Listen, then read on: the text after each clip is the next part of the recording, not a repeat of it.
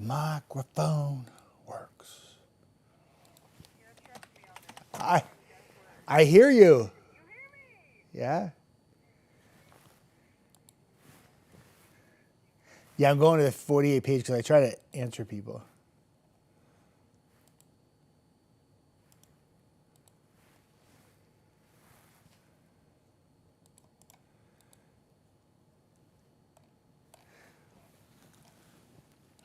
No, I'm not touching anything. I don't touch anything. I'm just going to go look at comments. I try to answer some people.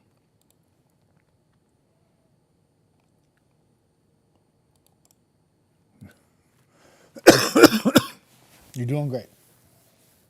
No, I'm fine.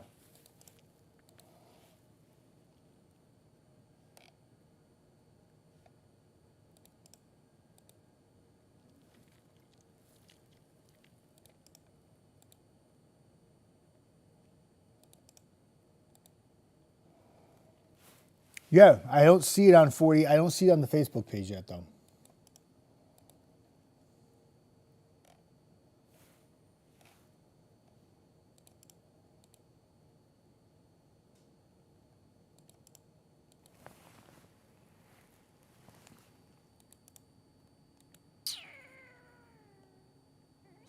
There it is.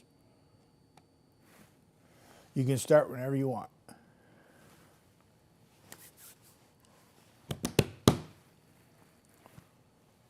Hey everybody, how you doing? Weather Extra. Yep, that's what we do on Weather Extra. Weather Extra, Brad usually does it during the weekdays at night, but he is off today, so you get me. And got a really quiet weather pattern. It's kind of nice. A little chilly though. How many of you were chilled for St. Patrick's Day, right? If you had a really good St. Patrick's Day, I said this earlier, you see three of me right now. Focus on the middle one. Yep. And temperatures today struggled to get to 60 degrees. That's way below average for this time of year. We should be closer to 70 degrees and we'll do better tomorrow, even though it's going to still be cold tonight. Let me take a look at the temperatures that we got going on. Boop. So where are we at? We were 60 earlier, and now we got 40s galore. Still hanging on to 50 though in the Shoals and Lawrenceburg. Temperature's going to drop off tonight and eventually all the way back into the 30s. So very chilly stuff.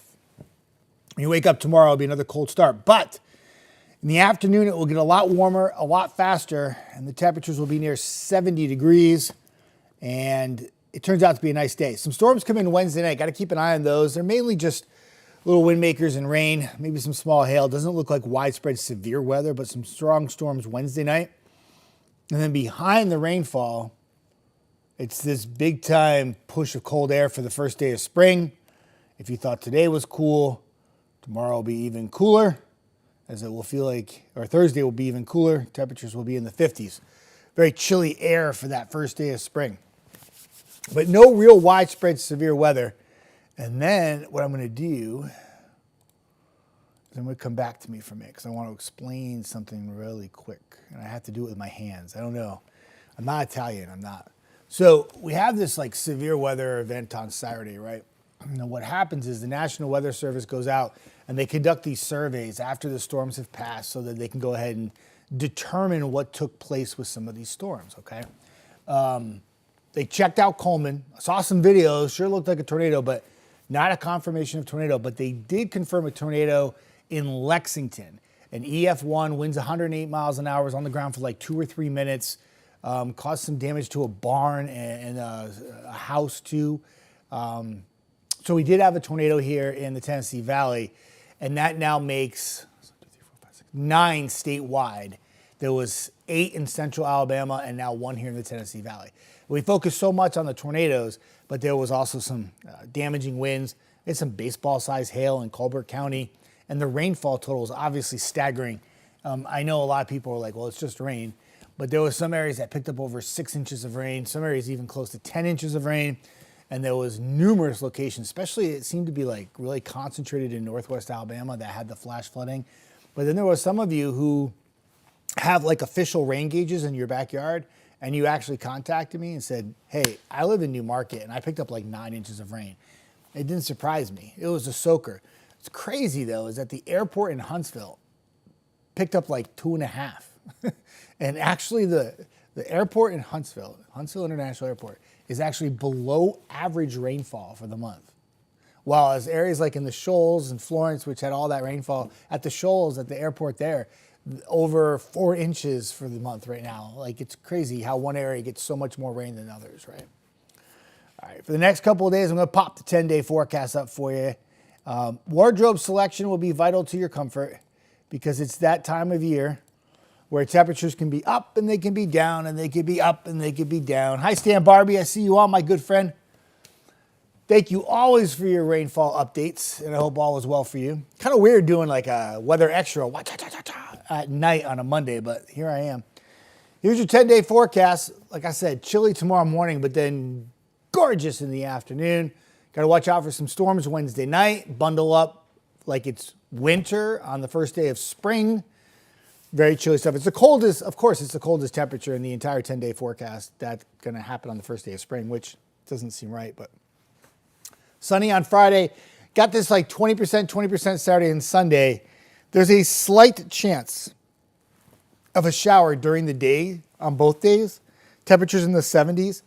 But your highest chance of rain for the entire area after Wednesday night storms will actually come Sunday night into Monday. Those storms, once again, could be strong with some heavy rain, small hail, gusty winds. And then the temperatures will take a little bit of a dip for next week, but overall not bad. So overall, it's a really quiet 10-day forecast. If we can avoid anything getting really crazy Wednesday night and Sunday night, we're good to go. Just, again, making sure you're bundled up on some days and other days you're wearing shorts and a T-shirt. Welcome to the Tennessee Valley. Welcome to places that have big changes with their forecast. Daily changes. And what I mean by that is St. Louis, Missouri is a fantastic example of this. I was on air Sunday morning, and they were having snow. 48 hours prior to that, they had literally like 6 tornadoes in and around St. Louis. So they went from like a spring-like tornadic pattern to 48 hours later, temperatures in the 30s and snowing. And we've seen that here in the Tennessee Valley before too. But anywhere that has like sharp, drastic frontal boundary changes can have that happen. It's also the time of year too when you can have some areas in the United States with record high temperatures and other parts of the area in the United States with record low temperatures. And sometimes those two air masses do not play well together. And that's why March tends to be a big time severe weather month for portions of the deep south and even the Midwest, like we just saw last week. And that severe threat can continue right into April and even into May too sometimes. Just depends on how active the pattern becomes. All right. It's very weird working nights. I was actually going to put a sunset shot weather camera that we get. I was going to put it on my Facebook page, but I felt like it was wrong because I always put sunrises up, and then I had a chance to get a sunset. Oh, speaking of sunsets, by the way, not everybody, but just about everybody, starting on Sunday nights, 7 p.m. sunsets kick in. Unless you are west of I-65, you got to wait like another day because the sunset time is not universal. Everybody has it at different times because the sun sets obviously to the west. So if you have, the more west you are and the more east you are, it's not quite the same time. Some get a little extra, some get a little less. But we all get a 7 p.m. sunset within the next week, which is pretty cool. All right, got a 10 o'clock newscast coming up, and we're going to cover that for you in about 20 minutes. Need the electric blanket tonight. Still another chilly night. Could have a little frost in the morning too. I think we had a better chance of frost this morning, but it just seems wrong. A lot of you talking to me about gardening. As you know, I'm a big avid gardener, and Claudia talks to me about it all the time. I would probably hold back on putting some stuff in the gardens yet, maybe get them cleaned up, but we know that we're still going to have some really frosty nights, probably through about the middle of April. Then you're good to go after that. Stan just asked me, thank you for the update. Is there a chance of frost tonight? I don't think it'll be quite that cold. I thought this morning we would have some frost, Stan, like this morning for St. Patrick's Day. But I didn't have any at my house. But I think it would be a real challenge to have it tomorrow morning. I just don't think we're quite that cold. Probably some mid to upper 30s, and if we have some, I wouldn't be surprised, but I don't think it will be widespread. It will be very isolated. Probably more rural areas would have a chance, like maybe up towards Pulaski and the Bowl.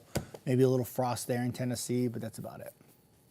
Other than that, it should be really good. Really nice day.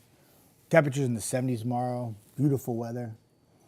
Even Wednesday is not bad. I know there's some storms in the forecast, but if we get through much of the day dry, you're good to go. So, all right, 10 o'clock newscast coming up. Kate in back, running the board back there. I can't thank you enough. And thank you. Everybody have a fantastic night. Brad will be back here tomorrow night. Eric Burke will be here tomorrow morning with the very latest on your forecast. Have a good night. Come check us out, 10 o'clock.